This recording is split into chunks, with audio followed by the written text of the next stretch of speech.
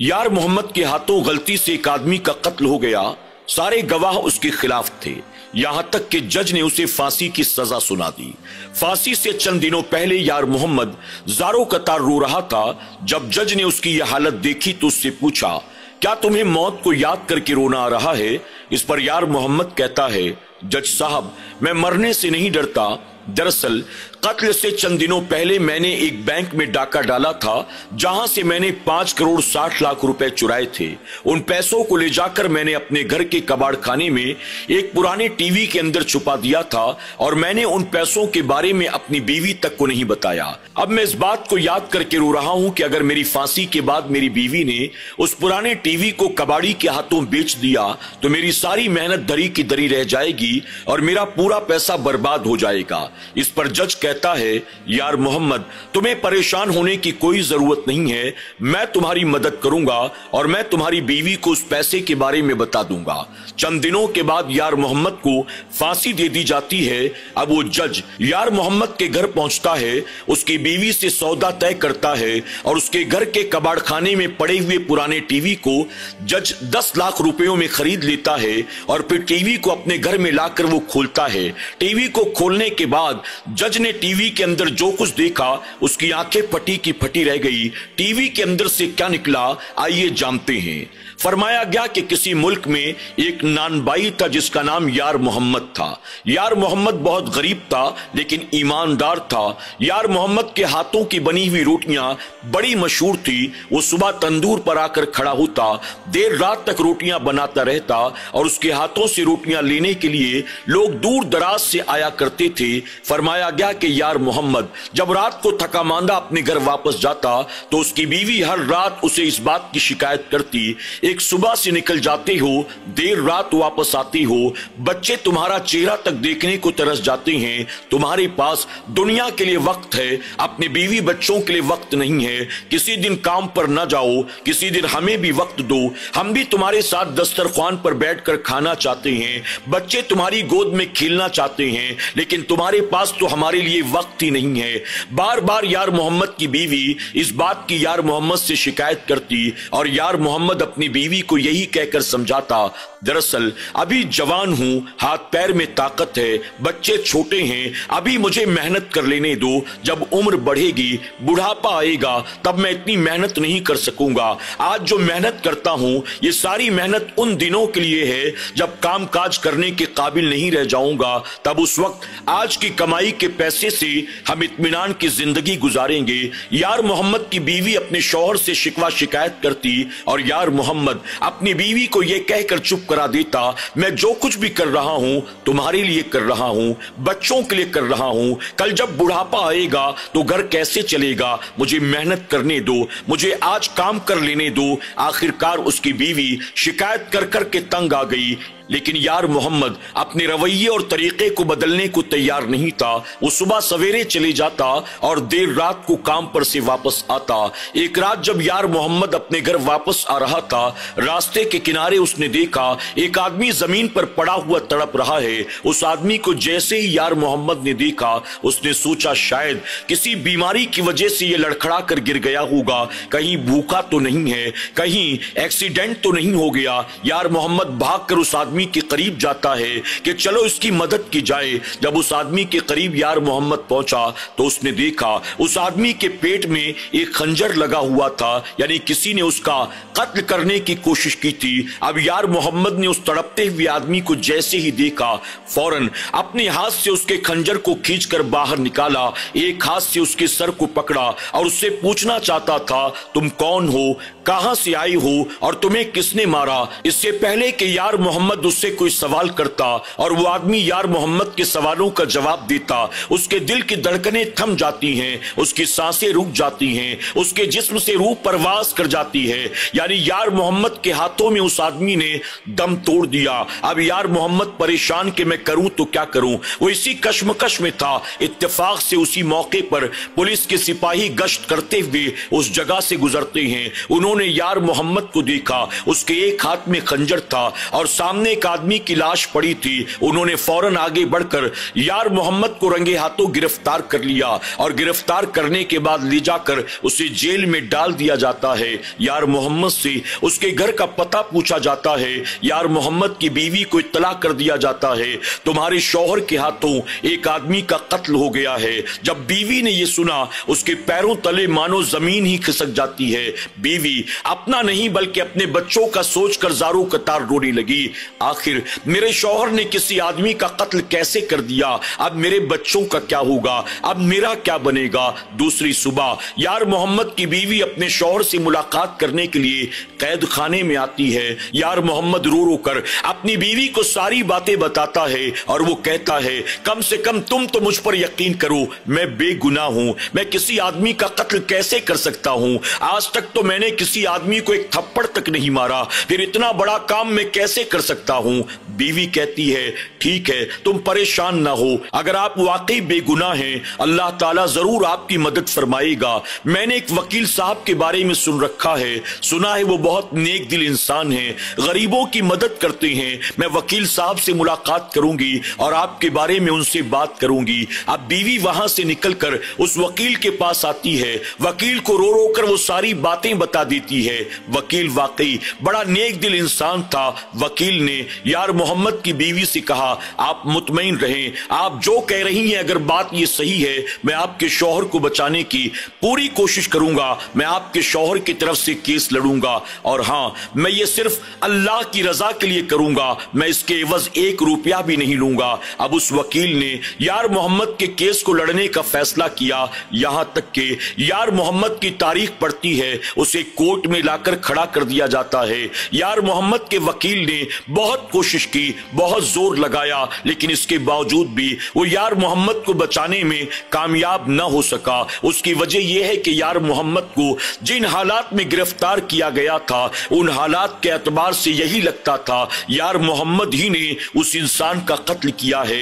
यार मोहम्मद बार बार एक ही बात कह रहा था, मेरी बेगुनाही का गवाह वो शख्स था जो कि अब दुनिया में ना रहा, अब अल्लाह ही मुझे बचा सकता है।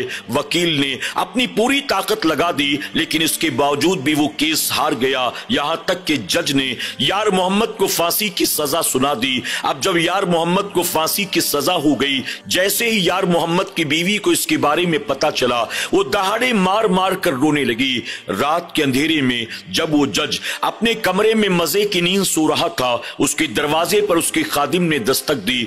जज ने दरवाजा खोलकर कहा, इतनी रात को मेरी नींद में खलल डालने के लिए क्यों आए हो। इस पर खादिम कहता है, हुजूर, दरअसल दरबान ने आकर मुझे ये बताया, हमारे बंगले के दरवाजे पर एक औरत आकर बैठी है और वो आपसे मिलना चाहती है। इस पर जज कहता है, इस रात के अंधेरे में मैं किसी से मिलने वाला नहीं हूं, उससे कहो कि चली जाए, सुबह वापस आए। इस पर वो खादिम कहता है कि हमने बहुत समझाया, लेकिन वो औरत मानने को तैयार नहीं है। वो कहती है, मैं दरवाजे पर रात भर बैठी रहूंगी, मैं बिना जज साहब से मुलाकात किए नहीं जाऊंगी। सर्दियों की रात में अगर वो दरवाजे पर बैठी रही, कहीं सर्दियों की वजह से वो मारी ना जाए। इस पर जज गुस्से से कहता है, वो जिए चाहे मरे, मुझे उससे क्या लेना देना है, मैं अभी किसी से नहीं मिलने वाला, मैं सोने जा रहा हूं। अब मुझे तुम मत जगाना, उस औरत से कहना कि सुबह आकर मुझसे मुलाकात करना।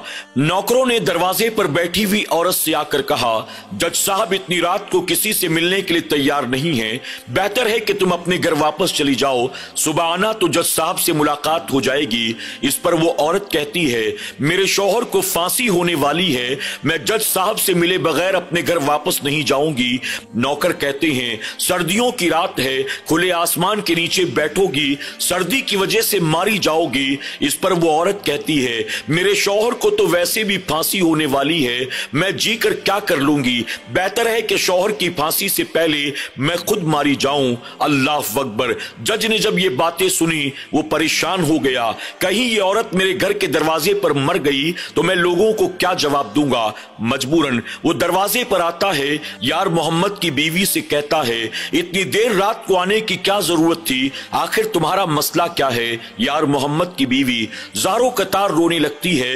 रो रो कर जज साहब के सामने वो पूरी कहानी सुना देती है और कहती है कि मेरा शौहर बेगुनाह है, मेरे शौहर को बचा लीजिए, अगर मेरे शौहर को फांसी हो गई हम तो जीते जी मारे जाएंगे। जज जज ने यार मोहम्मद की पूरी कहानी सुन ली। उसके बाद कहा, मैं खुद सुबह तुम्हारे शौहर से मुलाकात करूंगा, मैं उसे बचाने की कोशिश करूंगा। इसके बाद सुबह होते ही जज साहब जेल में यार मोहम्मद से मुलाकात करने के लिए जाते हैं। यार मोहम्मद से कहते हैं, अब तुम अपनी जबानी पूरा वाकया मुझे सुनाओ, तुम्हारे साथ आखिर क्या हुआ। यार मोहम्मद ने शुरू से लेकर आखिर तक पूरा वाकया तरतीबवार जज साहब को सुना दिया। पूरी कहानी सुनने के बाद जज साहब ने कहा, तुम्हारे पास कोई गवाह नहीं है और सारे गवाह और सारे सबूत तुम्हारे खिलाफ हैं। तुम्हें फांसी से बचा पाना बहुत मुश्किल है, फिर भी मैं अपने तौर पर कोशिश करूंगा। जब यार मोहम्मद ने यह सुना थोड़ा सा मुतमईन हुआ। अब जज साहब कहते हैं, अगर तुमने ये कत्ल नहीं किया तो तुम मुझे बताओ, क्या तुमने जिंदगी में जानबूझकर कोई और गुनाह किया है और जुर्म वाला काम किया है। इस पर यार मोहम्मद कहता है, अल्लाह गवाह है, मैंने आज तक न किसी को थप्पड़ मारा है, न किसी को गाली दी है, न किसी से लड़ाई झगड़ा किया है, मैंने कभी भी ये काम नहीं किया। जज साहब कहते हैं, तुम्हें न जाने किस गुनाह की ये सजा मिल रही है। गौर करो और सोचो, तुमने कोई ना कोई जाने अनजाने में गुनाह जरूर किया होगा। अब यार मोहम्मद कुछ देर गौर और फिक्र करता है और उसके बाद कहता है, जी हाँ जज साहब, मुझे याद आ गया। जज ने कहा, बताओ तुमने क्या किया है। इस पर यार मोहम्मद कहता है, एक दिन मैं सुबह से रोटियां बनाने में मसरूफ था, ग्राहकों की लाइन लगी हुई थी, मैं तंदूर के पास खड़ा था, गर्मी का मौसम था, मैं पहले ही परेशान था, ऊपर से ग्राहक मुझे परेशान कर रहे थे। अचानक एक बिल्ली न जाने कहां से उछलती कूदती हुई आई और जो मैंने आटा तैयार कर रखा था उस आटे के अंदर वो कूद गई। उसने आटा भी सारा खराब कर दिया और कुछ रोटियां जो मैंने तैयार करके रखी थी वो रोटियां भी उसने बर्बाद कर दी। जब बिल्ली ने मेरी मेहनत पर पानी फेर दिया, मुझे बहुत गुस्सा आया। मैंने लपक कर उस बिल्ली की टांग को पकड़ा और पकड़कर मैंने उसे अपने तंदूर में डाल दिया। मैंने बिल्ली को जैसे ही तंदूर में डाला, बिल्ली की चीखें बुलंद हो गई। अब जब बिल्ली की चीखों को मैंने सुना, मेरा दिल तड़प उठा। मैंने झांक कर तंदूर के अंदर देखा, बिल्ली आग की लपटों में थी। मैंने फौरन अंदर अपने हाथ को डाला, मैं बिल्ली को बाहर खींचकर निकालना चाहता था। मेरा हाथ भी बुरी तरह से जलने लग गया। मैं बिल्ली को बाहर निकालने में नाकाम रहा। बिल्ली जलकर तंदूर के अंदर राख हो चुकी थी और मेरा हाथ भी बुरी तरह से झुलस चुका था। इसके बाद यार मोहम्मद ने अपना जला हुआ हाथ जज साहब के सामने रख दिया। जज ने उसके जले हुए हाथ को देखा और कहा, यार मोहम्मद, तुमने एक बेजुबान जानवर को तंदूर में डालकर जला दिया। हो सकता है तुम्हारे इसी गुनाह की तुम्हें सजा इस सूरत में मिल रही हो। मैं तुम्हें बचाने की पूरी कोशिश करूंगा, लेकिन लगता नहीं कि मैं तुम्हें बचा सकूंगा। ये कहकर जज वहां से रुखसत हो गया। यहां तक कि यार मोहम्मद के फांसी की सजा को कोई टाल न सका। वक्त गुजरता रहा। अब फांसी को एक दिन बाकी था। यार मोहम्मद ने जज से मुलाकात करने की ख्वाहिश जाहिर की। जज दोबारा जेल के अंदर यार मोहम्मद से मिलने के लिए आता है। जज को देखते ही यार मोहम्मद दहाड़े मार मार कर रोने लगता है। जज ने कहा, तुम्हें कल फांसी की सजा होने वाली है, लगता है तुम मौत के डर से रोते हो। इस पर यार मोहम्मद ने कहा, नहीं नहीं, मेरे किए कि मुझे सजा मिलने वाली है, मुझे मौत से डर नहीं लगता, बल्कि मैं कुछ और सोच कर रो रहा हूं। इस पर जज साहब ने कहा, क्या सोच कर रो रहे हो, मुझे बताओ तो सही। इस पर यार मोहम्मद कहता है, उस आदमी के कत्ल से चंद दिनों पहले मैंने गरीबी के हाथों तंग आकर एक बैंक के अंदर डाका डाला था और जिस डाके में मैंने 5 करोड़ 60 लाख रुपए बैंक से चुराए थे और उन पैसों को ले जाकर मैंने अपने घर के कबाड़ खाने के अंदर पड़े हुए एक पुराने टीवी के अंदर छुपा दिया था। चूंकि मेरी बीवी खुद पेट की हल्की है, इस वजह से मैंने ये बात अपनी बीवी को भी नहीं बताया था। ये सोचकर मैंने पैसे छुपा दिए थे कि जब बात आई गई हो जाएगी तो धीरे धीरे पैसे निकाल कर इस्तेमाल करूंगा और मेरा बुढ़ापा भी अच्छी तरह से गुजर जाएगा। लेकिन अब मैं इस बात को याद करके रो रहा हूं, मुझे तो कल फांसी की सजा हो जाएगी।